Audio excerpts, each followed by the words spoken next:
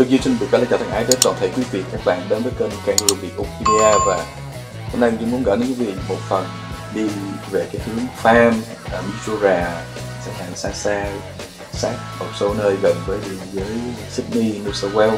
Ở Úc thì chăn nuôi rất là nhiều, ngoài gà, vịt, trù, dê, đôi khi có ngựa.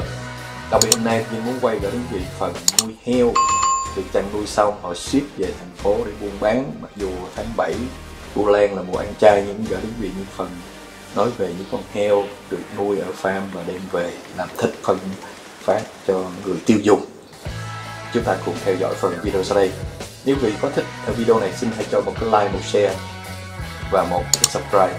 Và nếu đến Úc, tôi xin chúc quý vị có một mùa holiday được vui vẻ với gia đình và thân nhân tại Úc Châu.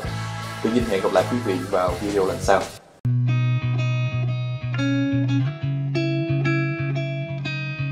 I know you told your friend you're not okay, and tell me what's wrong and why you never said you felt that way.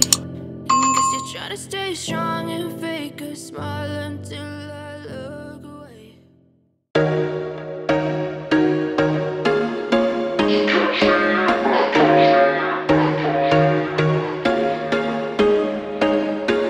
There was once a day that I would pray for you. I'd go and misbehave just so you'd notice too.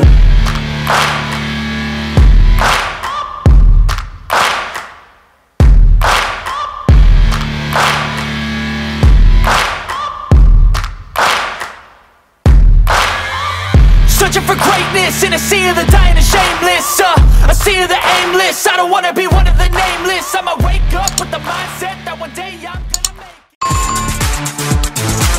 Đừng quên được gửi lời chia tay, xin nhấn like, share và subscribe.